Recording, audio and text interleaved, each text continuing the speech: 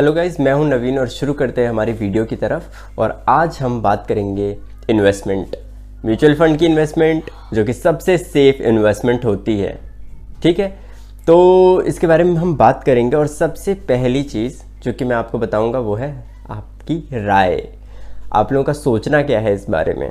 तो अगर किसी से बोला जाए कि म्यूचुअल फंड जो है किस तरीके से जो है बाई करें, तो सबसे पहला हम ये सोचते हैं कि यार जब हम अच्छा अर्न करने लगेंगे ना, अच्छा खासा कमाने लगेंगे, तो जो है हम इन्वेस्ट करना स्टार्ट करेंगे और तभी हम कुछ ना कुछ इन्वेस्ट करेंगे। अभी तो खैर कमाते नहीं है इतना, तो अभी तो टाइम है इन्वेस्ट करने के लिए। तो ये सारी एक्सक्यूजेस दे करके हम इन्वेस्ट नहीं करते हैं। ठीक है, बट अगर मैं आपको बताऊं कि आप अपने 2-2.5 हज़ार रुपये भी लगा करके करोड़पति बन सकते हो, तो कैसा लगेगा आपको। आप कोई भी SIP कैलकुलेटर खोलिए, 2-2.5 हज़ार रुपये का आप SIP डालिए, मतलब आप इन्वेस्ट कर रहे हैं मंथली।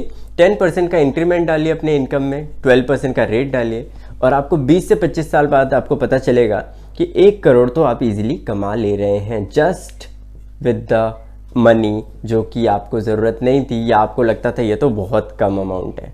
ठीक है, तो मेरे हिसाब से आपको स्टार्ट पहले करना चाहिए।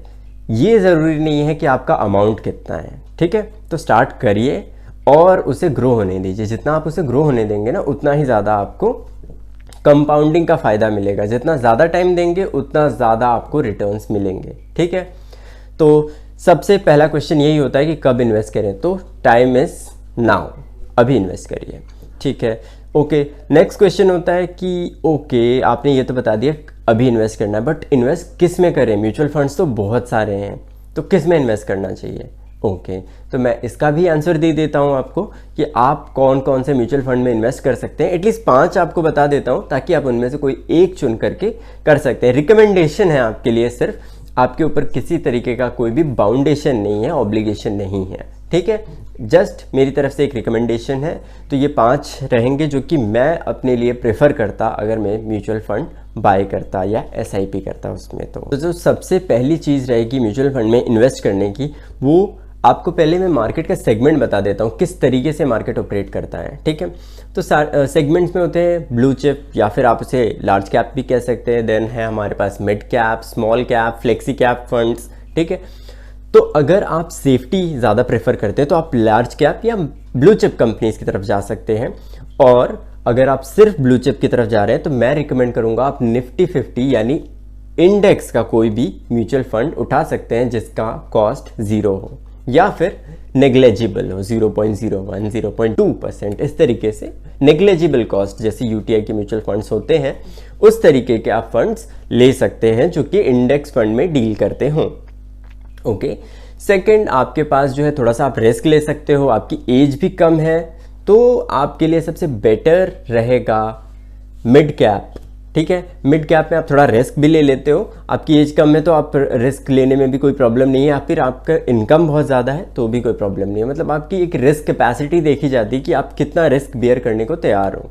ठीक है, तो मिड कैप क्योंकि लार्ज कैप से काफ़ी वॉलेटाइल होता है, इसीलिए इसमें रिस्क ज़्यादा होता है। तो मिड कैप का भी इंडेक्स फंड्स आते हैं, Nifty mid cap 100, Nifty mid cap 150, इस तरीके के बहुत सारे म्यूचुअल फंड आपको अवेलेबल हो जाएंगे जिसमें आप मिड कैप फंड्स में पैसे लगा सकते हो। ठीक है, सो आप जो है इंडेक्स फंड मिड कैप में लगा सकते हो। अगर आपको थोड़ा सा रिस्क ले सकते हो तो उसमें आपको 12 से 15% तक का रिटर्न मिल जाता है, एक CAGR मिल जाता है आपको। ठीक है, इसके अलावा अगर आप ज़्यादा रिस्क लेने के लिए तैयार हैं, एक एग्रेसिव इन्वेस्टर हैं, तो आप निफ्टी के स्मॉल कैप इन्वेस्टमेंट्स में भी जा सकते हैं, स्मॉल कैप के इंडेक्सेस भी ले सकते हैं। ठीक है, इसके अलावा अगर आप सोचते हैं कि नहीं यार मुझे तीनों में इन्वेस्ट करना है, या फिर फ्लेक्सिबल चीज़ें होनी चाहिए थोड़ी, मतलब थोड़ा इसमें थोड़ा इसमें थोड़ा इसमें, ऐसा कुछ सोचते हैं, तो आप फ्लेक्सी कैप यूज़ कर सकते हैं जो कि एक परसेंटेज, एक डिफाइंड परसेंटेज में ये चीज़ों को डिवाइड करके देगा आपको, और आप डेफिनेटली इन्वेस्ट कर सकते हैं। तीनों ही सेक्टर्स में इन्वेस्ट करके देगा आपको, और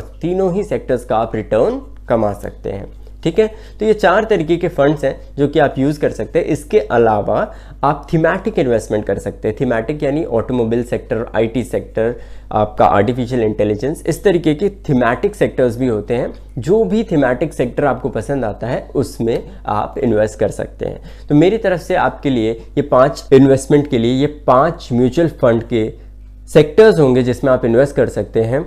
और इन सेक्टर्स में आप तभी इन्वेस्ट करिए जब इसकी कॉस्टिंग नेग्लेजिबल हो, एग्जिट लोड जो इसे हम कहते हैं वो भी ना हो, ठीक है। और ये मोस्टली जो है यूटीआई के फंड में मिल जाता है आपको। तो कोशिश करें कि प्राइवेट की तरफ ना जा करके थोड़े गवर्नमेंट वाले म्यूचुअल फंड्स ही यूज़ करें, गवर्नमेंट वाले म्यूचुअल फंड्स, ना कि गवर्नमेंट वाली कंपनीज, ठीक है।